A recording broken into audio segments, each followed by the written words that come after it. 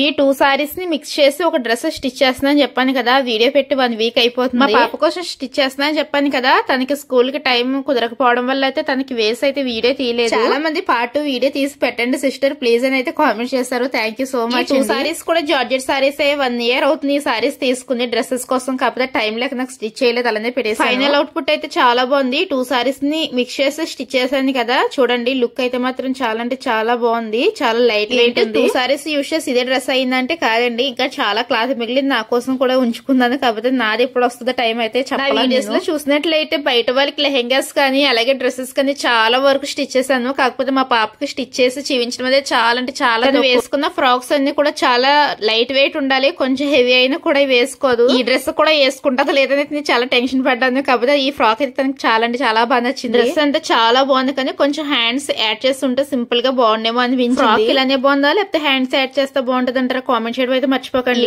మన ఛానల్ ని ఫాలో చేయడం మర్చిపోకండి. నెక్స్ట్ వీడియోలో కొత్త అవుట్ఫిట్ తో మళ్ళీ కలుద్దాం.